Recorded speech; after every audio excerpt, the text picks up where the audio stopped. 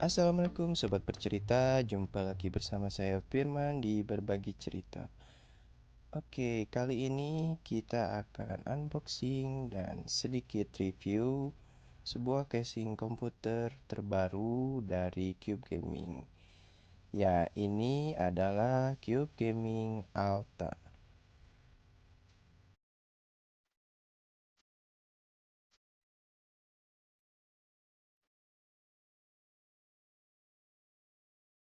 Casing dengan ukuran MATX ini memiliki desain yang cukup menarik. Dari depan bisa kita lihat desainnya menyerupai dengan desain casing PC dari Corsair, ya, seri 4000 atau 5000D Airflow. Dengan desain seperti ini membuat Airflow di casing ini sangat-sangat bagus sekali karena tidak terlalu banyak hambatan yang terjadi. Penguncian panel depan memakai sistem snap-on, jadi kita sangat mudah sekali untuk membongkar pasang panel depan. Tinggal tarik sedikit dan sudah terlepas. Bahan yang digunakan di panel depan ini sangat kokoh sekali. Nggak terlalu tipis seperti casing-casing murah lainnya. Jadi nggak terlihat murahan. Di bagian depan juga terdapat dust filter yang sangat mudah untuk dilepas. Kita tinggal mencongkel bagian ini sedikit lalu tarik. Oke, dust filternya memiliki kerapatan yang cukup rapat, jadi menyaring udara lebih bagus.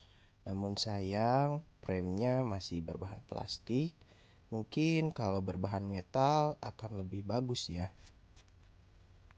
Di depan juga casing ini sudah memberikan 3 buah fan gratis. Jadi lumayanlah bisa bikin kita berhemat sedikit. Untuk kekuatannya sendiri, ya mungkin bisa dibilang biasa-biasa aja seperti kipas-kipas murah lainnya. Oke, lanjut ke bagian atas. Di sini ada tombol power, lalu jack audio input, dua buah USB 2.0, satu tombol reset, tombol LED, dan satu USB 3.0. Di atas juga sudah disediakan dust filter yang bermagnetik, jadi dia tidak akan bergerak kemana-mana ya, karena ada magnetnya. Lalu bagian atas di sini sudah bisa dipasang dua buah fan 120 atau dua buah fan 140 watt. Oh, di bagian side panel kanan, casing ini sudah memakai tempered glass. Lalu side panelnya juga sudah menggunakan sistem engsel. Jadi membuat kita fleksibel untuk membuka tutup side panelnya. Dan juga kita bisa melepas side panelnya. Kita tinggal tarik saja sedikit ke atas pada bagian engsel side panelnya. Nah, cukup mudah kan? Sudah terlepas.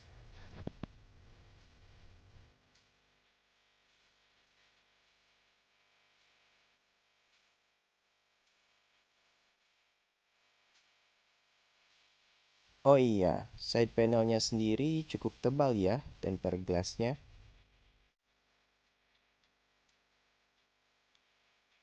Pada frame tempered glassnya sudah terdapat magnet untuk penguncian ke casingnya.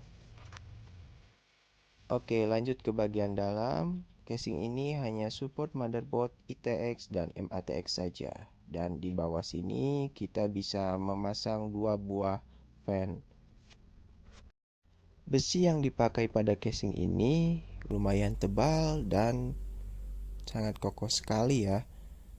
Lumayan lah untuk harga segini.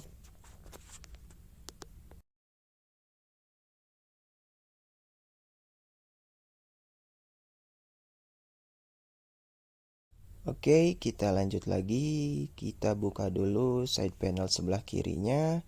Dan ini juga saya menemukan fitur menarik dari casing ini.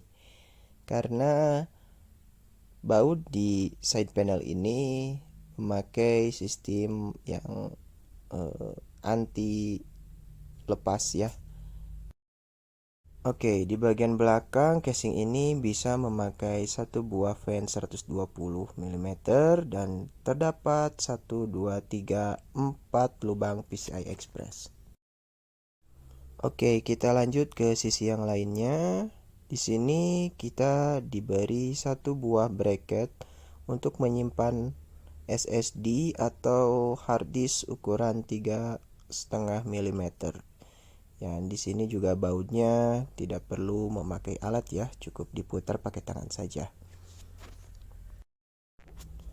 Oke, colokan kipas yang diberikan masih memakai colokan Molex ya. Oke, di sini juga terdapat satu buah bracket hard disk 5,5 in yang bisa menampung dua buah hard disk sekaligus. Oke, kita lanjut lagi ke sisi dalam lagi. Ya, di sini kita sudah disediakan baut-baut keperluan tambahan untuk casing ini ya.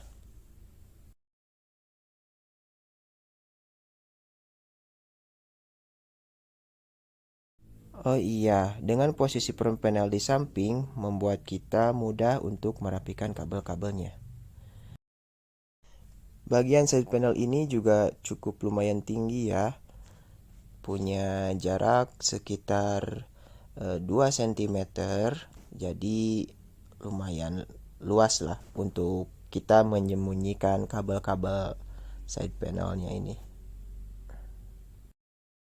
Oke, lanjut ke bagian bawah. Di sini kita akan mengukur berapa panjang maksimal PSU yang bisa digunakan di casing ini. Ya, sekitar 17 atau 18 cm dengan posisi bracket hard disk terpasang. Namun, bila kita ingin memasang PSU yang lebih besar, kita bisa mencopot sendiri bracket hard disknya dengan membuka baut di bagian bawah. Ya, mungkin harus sedikit dengan obeng dulu, baru kita bisa memutarnya dengan tangan. Ya, mudah sekali. Bautnya juga baut yang toolless sebetulnya, cuma ini agak keras jadi saya pakai bantuan obeng dulu ya. Nah, ini juga udah ada dust filternya di bagian bawah. Oke, kita tarik bracketnya. Nah, sudah terlepas. Jadi bracket harddisk ini bisa menampung dua harddisk 5,5 in atau satu SSD di atas dan satu harddisk di bawah gitu, atau dua SSD juga bisa sepertinya. Nah, ini dia bagian dust filternya. Namun dust filter di bawah ini ya terkesan ya biasa aja lah, tidak ada ini ya.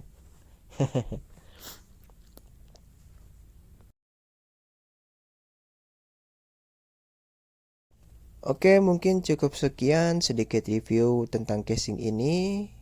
Mohon maaf apabila masih ada kesalahan atau kekurangan. Jangan lupa bantu subscribe channel ini.